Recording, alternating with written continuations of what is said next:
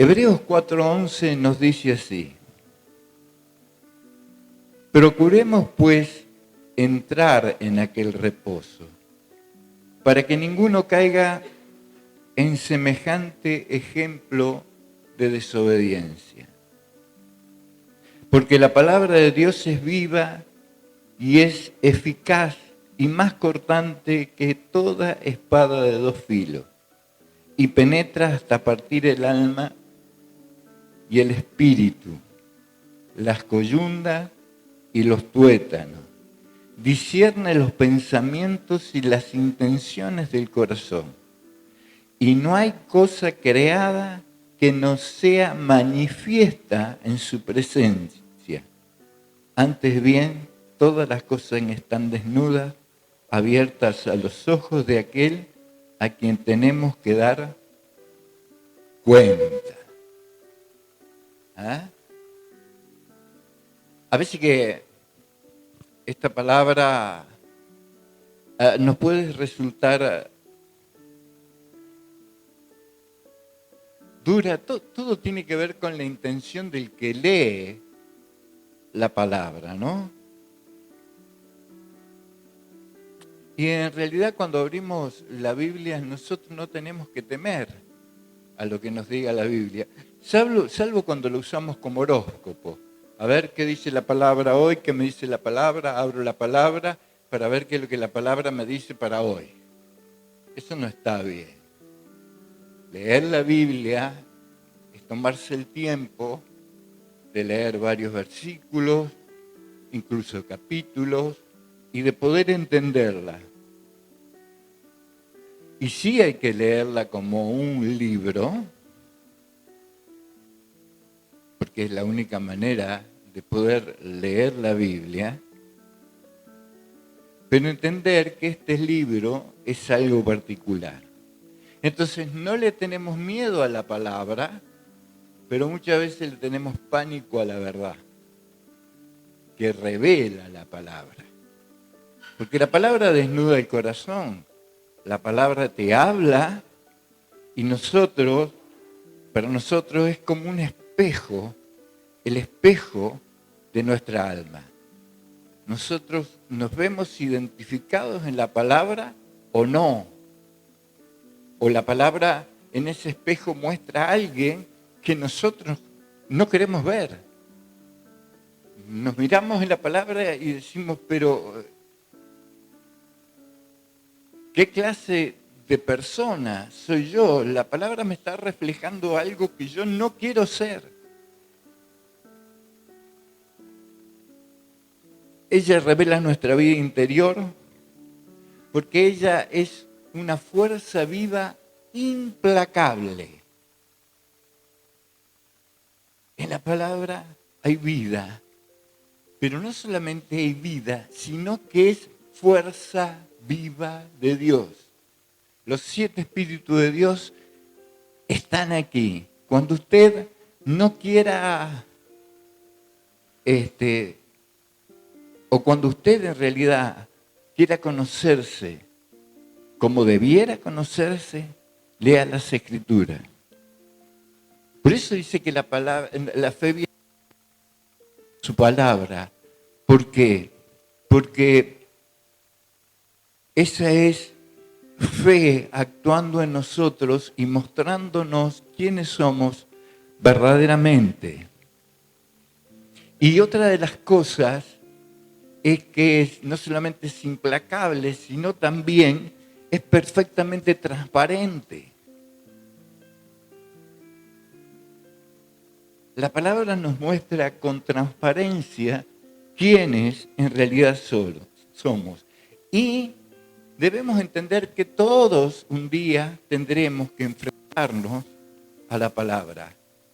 Porque un día todos tendremos que ver cara a cara a Cristo. Y Cristo es la palabra viva.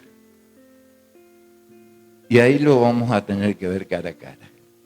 No lo va a poder evitar. Lo va a tener que ver. Lo va a tener que mirar. Ya lo vamos a ver. Mire, el reposo y la desobediencia. hubo una generación que sacó Moisés del cautiverio de Egipto y, dado su desobediencia, esta generación no entró, porque fueron desobedientes a la voz de Dios.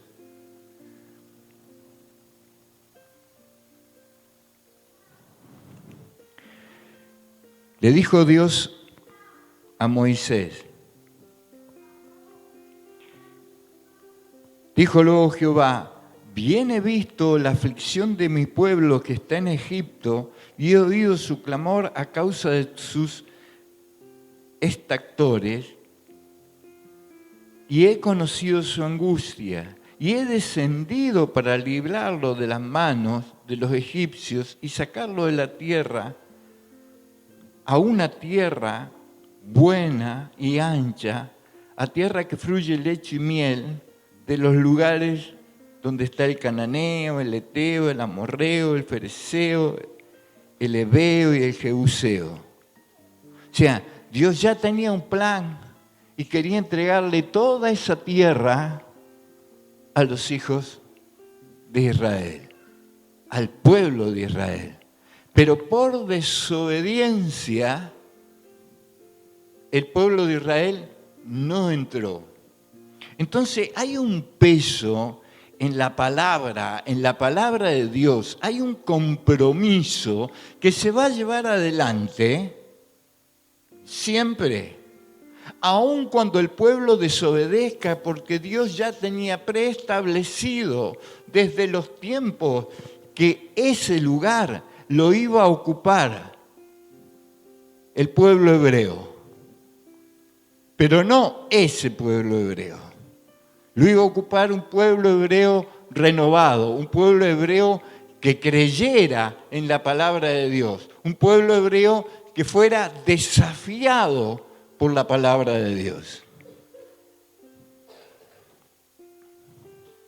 La ironía de la palabra de Dios es que para entrar al reposo debemos esforzarnos. Y el primer obstáculo es la palabra misma. ¿Se da cuenta? Para que el pueblo entrara a poseer esa tierra, se necesitaba un esfuerzo espectacular, sobrenatural. Allí estaba Moisés, queriendo guiar a un pueblo tosudo, pero luego de Moisés, o al mismo tiempo que Moisés estaba comandando, se iba gestando una nueva generación identificada por Josué. Josué que sí creía que debían tomar esa tierra. Josué que fue preparado por la palabra de Dios también para tomar esa tierra. Entonces, la palabra de Dios es fe en acción. Hay que esforzarse. Dios no tiene... Dios tiene una palabra de Dios. Dios tiene una palabra para esta congregación. Indudablemente la va a llevar a cabo con el esfuerzo de todos o de algunos, pero la va a llevar a cabo. Pero además tiene una palabra personal para cada uno de ustedes. Que si usted toma esa palabra, aunque demande esfuerzo, aunque demande acción de fe, también requiere obediencia. Y esa obediencia también requiere esfuerzo, es algo dinámico. Ahora, ¿por qué tenemos un libro que nos promete paz? En definitiva, la tierra donde ellos iban a alcanzar reposo es la fuente de paz. ¿Cuál es la fuente de paz nuestra? Es que tenemos una palabra de parte de Dios, ejecutar esa palabra, llevarla adelante, obedecer esa palabra, significa reposo. Significa alcanzar paz en nuestro interior. Veamos el significado teológico de reposo de Dios en Hebreos 4, del 1 al 11. El concepto de reposo es la promesa de descanso total, una especie de sabbat de nuestras propias obras. El sabbat, acuérdese, el pueblo hebreo no hacía nada. Descansar de las preocupaciones, descansar del trabajo, descansar de la lucha. Esa era la promesa para el pueblo hebreo. El significado. La promesa de paz es el reposo en su aplicación cristiana. Se interpreta como paz con Dios y tranquilidad en el alma cuando nosotros llevamos adelante su cometido. El reposo histórico, el significado, la tierra prometida de Canaán, donde Israel se establecería, descansaría su deambular de la guerra. Allí ellos descansarían de deambular entre guerras y guerras. La paz es la liberación de la esclavitud, de las obras de la ley. Romanos 5:1 dice, justificado pues por la fe tenemos paz para con Dios. Y eso es importante. Alcanzar el reposo a partir de la justificación. Somos justificados por Cristo. Hemos alcanzado esa paz porque Cristo nos ha justificado de nuestras rebeliones y de nuestros pecados. Qué importante. El reposo escatológico. ¿Qué quiere decir escatológico? De los días del fin. El reposo, ¿no es cierto?, de los días del fin. Escatológico se refiere a los días del fin.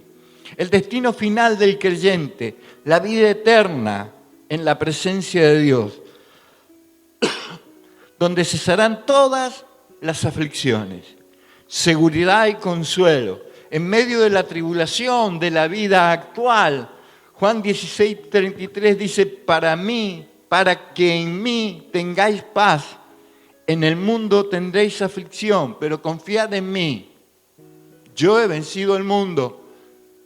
Entonces, la palabra ratifica esa paz. Y hay una paradoja, esa paradoja, la promesa de la paz, se refiere a la promesa del reposo, descanso, tranquilidad, seguridad, bienestar, salvación. En el Evangelio la palabra de Dios ofrece libremente esto por la fe. Este es el estado atractivo de la palabra de reposo. Mi hermano, usted ya tendría que estar gozando del bienestar de la palabra de Dios. Domingo tras domingo se le predica la palabra de Dios. ¿Para qué? ¿Para hacerle daño? No, para que usted alcance ese tan anhelado reposo y bienestar. Para que su vida, en este proceso de transformación, pueda ver, pueda palpar, pueda sentir un bienestar que hasta ahora no lo ha sentido y no lo ha logrado. Porque en el mundo tendremos aflicción. Y tenemos una lucha permanente, pero la fe efectiva es la que obedece a la palabra, creyendo lo que la palabra dice y hace frente. Y cuando uno le hace frente, indudablemente, el bienestar viene a nosotros. El temor de la palabra se refiere a la descripción de Hebreos 2 y 13, que es lo que leímos, que la palabra es como una espada penetrante, que juzga, que expone, que desnuda el corazón, revelando la desobediencia y revelando la incredulidad. Este es un estado aterrador. Por eso siempre dije que el Evangelio, lo primero que produce en nosotros es angustia. Porque cuando nosotros nos confrontamos con el Evangelio, es un espejo tremendamente grande y nosotros nos vemos en el espejo y decimos, pero conforme a lo que veo en el espejo, yo no tengo cabida en el libro de la vida, no tengo cabida. Y el ángel no va a escribir mi nombre allí, porque eso que veo nada tiene que ver con la palabra.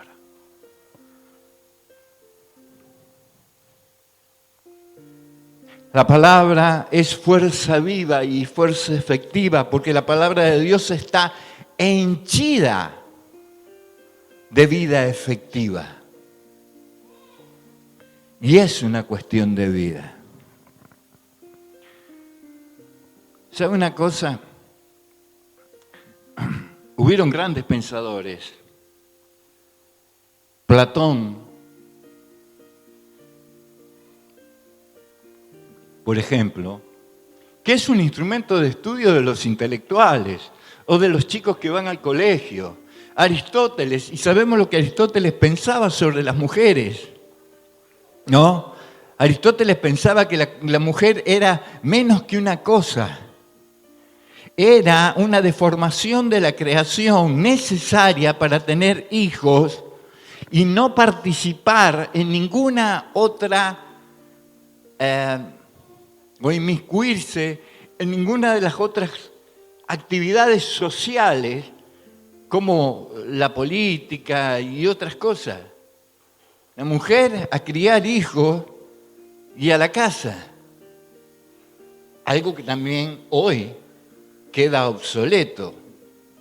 Pero sin embargo, seguimos arrastrando esos vestigios grecos romanos y se siguen aplicando hoy en la actualidad. Y eso es terrible. Pero esas son palabras ya muertas. Pero hay una palabra que es la palabra divina, que es perenne. ¿Sabe lo que es una planta perenne? Más allá de que no se seca o no se muere, es una planta que tiene hojas todo el año. Y yo le podría decir algo más. La palabra de Dios es perenne, no solamente porque no se caen las hojas, sino porque da fruto todo el tiempo. En todo momento, en todo lugar, donde hay un hijo de Dios, hay un fruto de Dios. Donde hay un hijo de Dios, hay semillas que se esparcen para el crecimiento. Donde hay un hijo de Dios, hay paz, hay alegría, hay gozo, hay tranquilidad. Usted es un hijo de Dios. Donde usted esté ubicado, en el lugar donde esté ubicado, piense esto. La palabra dice que usted es una fuente de paz, que usted es una fuente de gozo, que usted es una semilla sembrada para dar fruto. La palabra de Dios me enseña que cuando ella penetra a un corazón que la recibe con fe, penetra a una tierra apta para producir al 30, al 60 o al 100%. No es una reliquia, la Biblia no es un libro para tenerlo ahí y decir yo soy cristiano, tengo una Biblia. La Biblia es un asunto vivo que exige aceptación o rechazo. ¿Está aceptando usted la palabra o la está rechazando de pleno?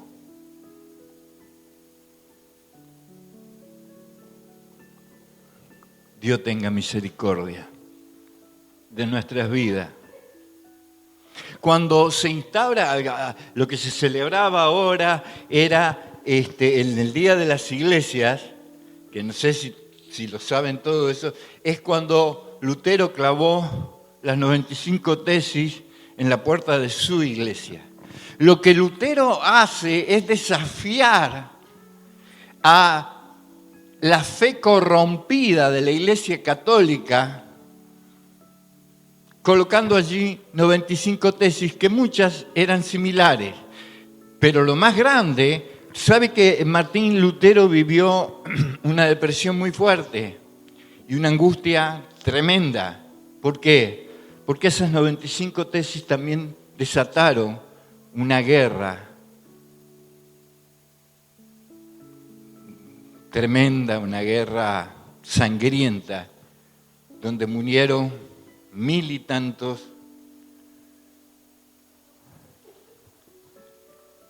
partidarios de uno o del otro lado.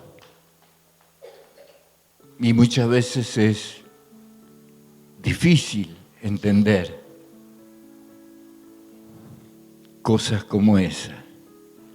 Pero no nos perdamos de vista, la causa es una causa efectiva.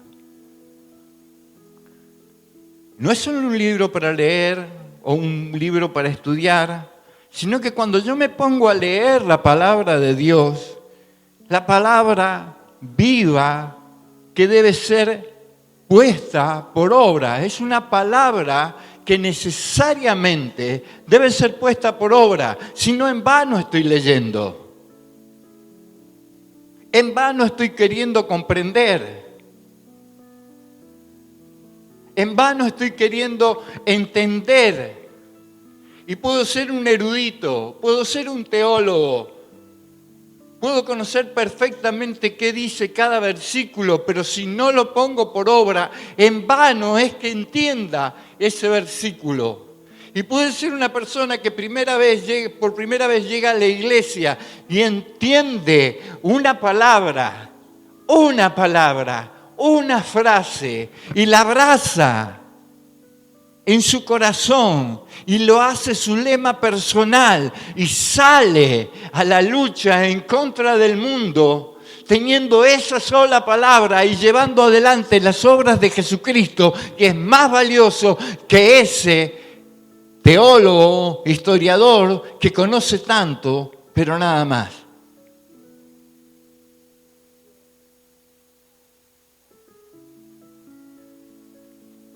La palabra viva debe ser puesta por obra. ¿Qué está produciendo esta palabra en tu vida? Ahora vamos a una parte cruda.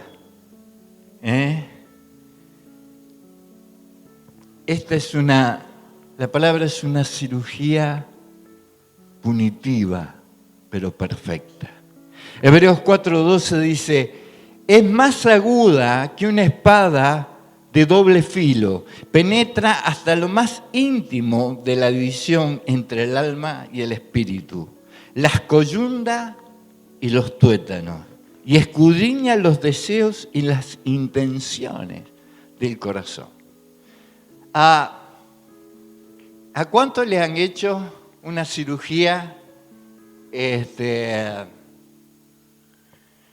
donde está dormido nada más que medio cuerpo? A vos, a usted, muy bien. ¿Alguna vez el médico levantó el bisturí y lo mostró y luego bajó? No, ustedes nunca vieron el bisturí. Porque si ve el bisturí, te desmayás. Si no me van a cortar con eso. Bueno, esto es un doble bisturí. Para arriba y para abajo. ¿Sabe una cosa? Hoy usted tampoco está viendo el bisturí. Porque si usted viera el bisturí hoy, pero la palabra me está diciendo que ella sí es un bisturí. Es una espada de doble filo. ¿Y sabe qué es lo que hace esta espada? Divide lo indivisible. Muchos especialistas han tratado de buscar, no sé si especialistas, carniceros o qué cosa, dónde se divide el alma del cuerpo, pero nunca nadie pudo descifrar eso. Muchos experimentos se han hecho con seres humanos.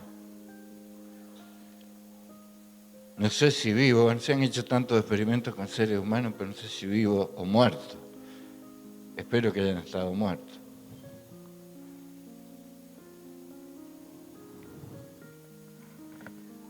Es una espada de doble filo que no solo corta. Usted un bisturí lo usa para cortar. Esto penetra, porque va cortando. Y dice que penetra hasta lo profundo. Penetra en la anatomía de nuestra verdad, de lo que nosotros creemos y de lo que nosotros pensamos. Penetra la división entre el alma, la psiquis, y el espíritu, el neuma. Pone a prueba la vida terrena y física y pone a prueba la vida espiritual y racional. Si esta palabra no logra hacer eso en usted, indudablemente estamos en un problema. Dice que penetra hasta las coyundas y tuétanos.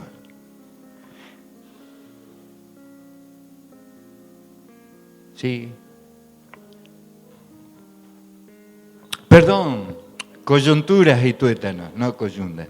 Coyunturas y tuétanos. Llega a lo más recóndito y esencial de nuestra existencia. La cirugía interior escudriña los deseos, la parte emocional de la persona. ¿Está mal tener deseo? No, pero muchas veces tenemos deseos conforme a nuestra concupiscencia, a nuestra manera de pensar. Pero pastor, somos humanos, sí, pero abogado tenéis en Cristo para el perdón de tus pecados. Soy humano, pero puedo llevar mis deseos a los pies del Señor y decirle, Señor, esto soy.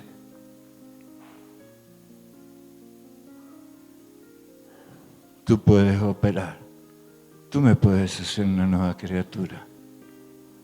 Escudriña mi corazón, Señor. Yo te quiero amar, pero están todas estas cosas que hace que no lo logre. Pero al menos que no lo logre como a ti te agrada.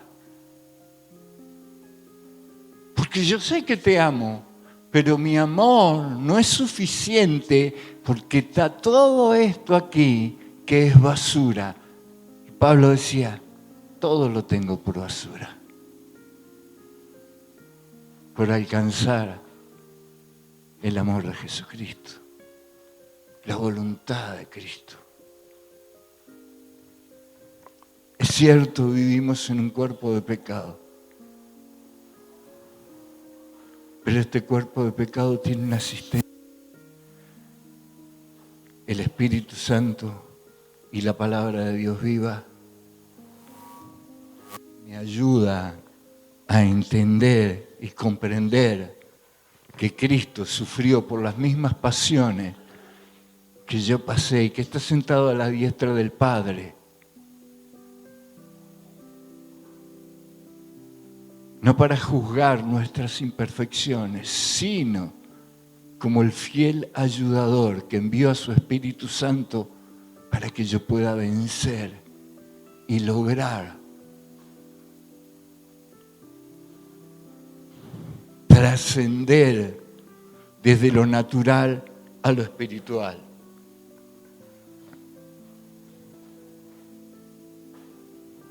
Lo que compartimos con el mundo versus lo que nos conecta con Dios. Y ahí está la gran decisión. El que se hace amigo del mundo se constituye en enemigo de Dios. Entonces, lo que nosotros hacemos es constituirnos en una roca dura y no dejar que la palabra de Dios penetre. Aunque no, es imposible que la palabra de Dios no penetre. Nosotros nos vestimos de una coraza, pero esa coraza ante la palabra de Dios es insuficiente, se convierte en nada y queda expuesta toda nuestra humanidad toda nuestra carne, toda nuestra mente carnal. Él llega a lo más recóndito y esencial de nuestra existencia. La cirugía interior escudriña, entonces decíamos, el deseo, que es la parte emocional, y la intención del corazón, que es la parte intelectual. Muchos intelectuales piensan que con su razonamiento pueden vencer o pueden quebrar la palabra de Dios, pero es imposible. La palabra de Dios, que es sabiduría de Dios eterna.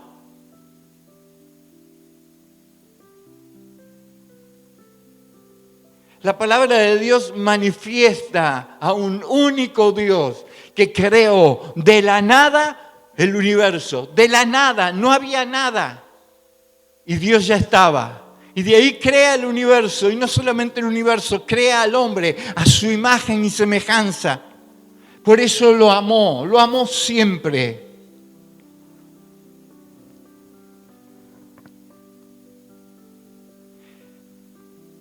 La palabra de Dios exige que nuestra vida emocional e intelectual se someta a su escrutinio. No podemos esconder ninguna parte de nosotros mismos. Veamos esto, Hebreos 4:13. No hay cosa creada que pueda permanecer oculta a su vida. Todo está descubierto en Él y no puede evitar encontrarse ante los ojos de aquel a quien tenemos que rendir cuenta. Esto dice, no hay cosa creada que no sea manifiesta en su presencia. Antes bien, todas las cosas están desnudas y abiertas a los ojos de aquel a quien tenemos que dar cuenta. Gente, ¿sabe una cosa?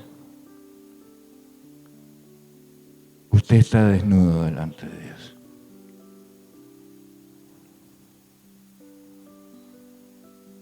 ¿Recuerdan el primer hombre y la primera mujer? Después de pecar, se encontraron y se vieron, pero estamos desnudos.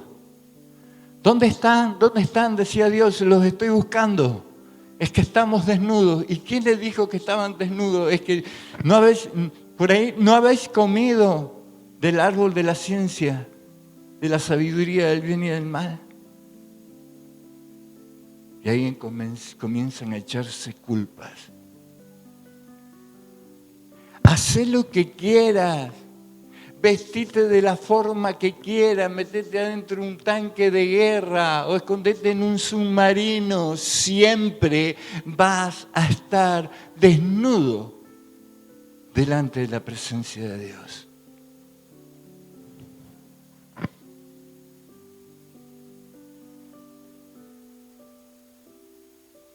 Esta es la confrontación final con la transparencia total. Desnudo, expuesto. En la vida cotidiana nos escondemos detrás de un disfraz, de una conducta, de una reputación, de una apariencia. La verdad desnuda delante de Dios hace que ese disfraz desaparezca.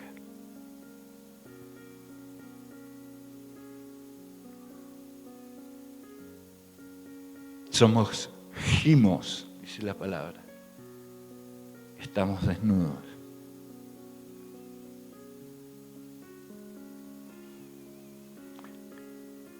La acción irreversible, tetragelilemos.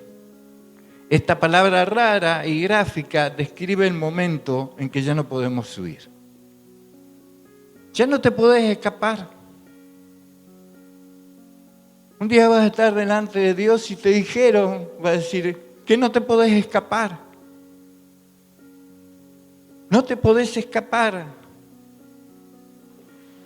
¿Se acuerda cuando Jacob peleó con el ángel? Había quedado agarrado. Está agarrado usted en la lucha. Su yo, su intelecto, su razonamiento está atrapado por Dios.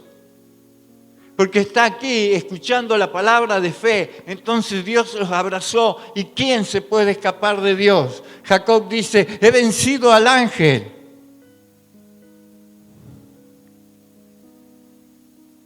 El ángel lo desnudó. Y cuando él acepta su pecado, el engaño a su hermano y todas las cosas, lo bendijo y lo soltó.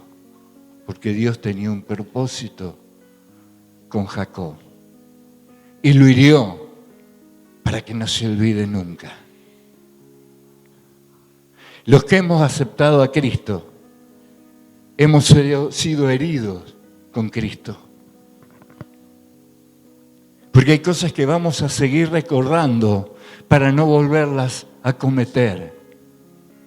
Hemos sido heridos con Él en la cruz del Calvario, donde nuestra carne está crucificada con Cristo para que nuestro espíritu viva. Hemos sido con Él, hemos sido heridos con Él y hemos sido muertos con Él para poder resucitar en Cristo. Si todavía no lo experimentaste, te ruego, te imploro, te suplico que lo hagas, porque va a haber un día en que ya sería demasiado tarde.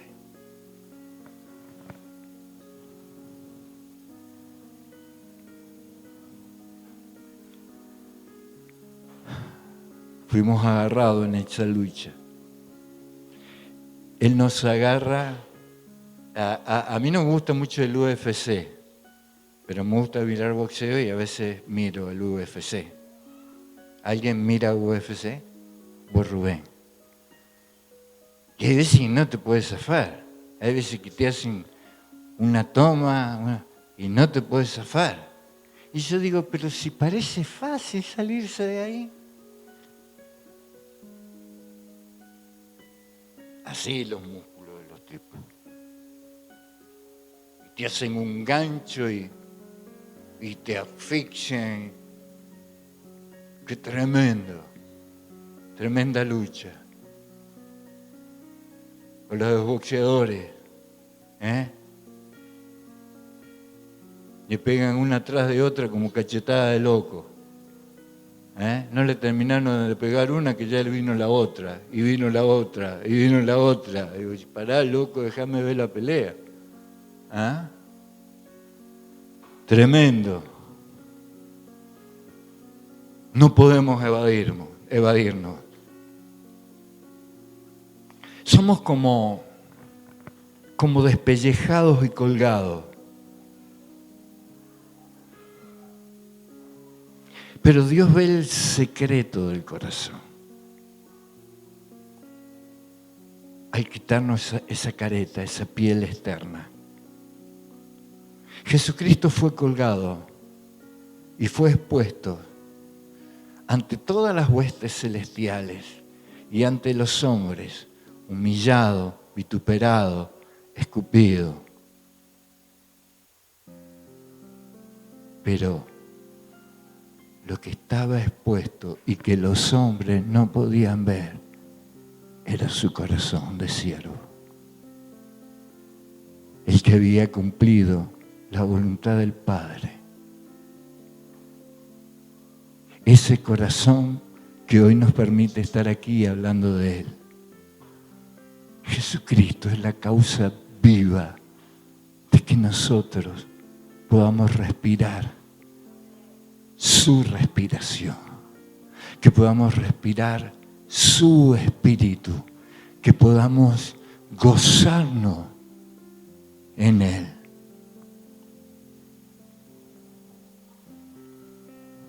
¿Sabe la cosa? A mí, yo soy muy cinéfilo, a mí me gusta.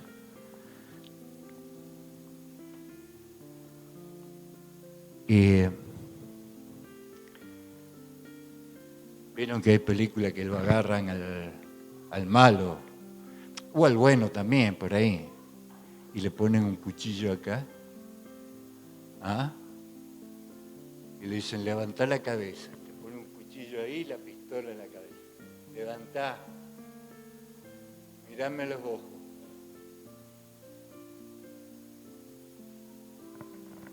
Yo sé que es un poco desagradable el ejemplo, pero esta espada es la que te hace levantar la cabeza. Mirá, mirate. Posiblemente porque hoy sea la última oportunidad que tengas para mirar. No lo sabemos. Dios quiera que Dios alargue su misericordia, su longanimidad nos alcance, pero debemos levantar la cabeza como si tuviéramos aquí una daga, esa daga que lo escudriña todo y que te haga mirar. Mirá quién sos, mirá cómo sos, mirá todo lo que tenés que entregarme. Mirá cómo te anhelo, mirá cómo te amo, que fue mi Hijo a la cruz para el perdón de tus pecados. Mírame. Pero algunos se niegan a mirar.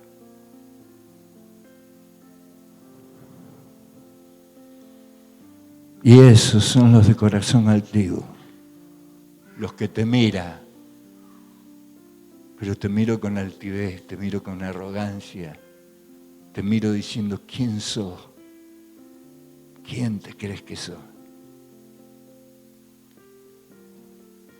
Mas todos verán nuestra deshonra, todos.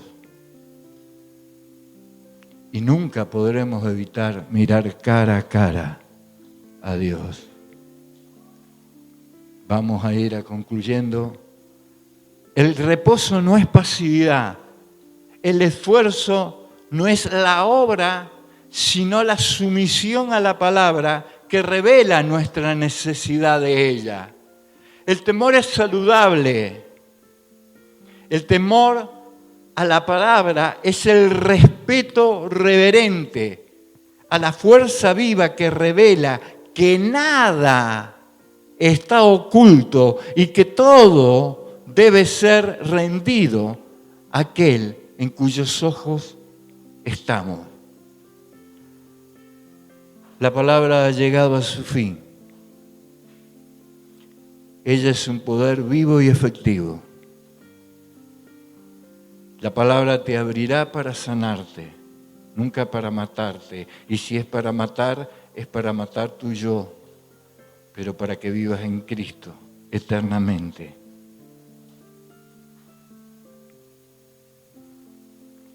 La palabra te abrirá para sanarte o para matarte. Esa es la realidad. ¿Cuál es tu realidad? Deja de correr, rinde tu emoción, rinde tu intelecto al escrutinio de Dios, antes que seas obligado a encontrarte cara a cara con la palabra que juzga.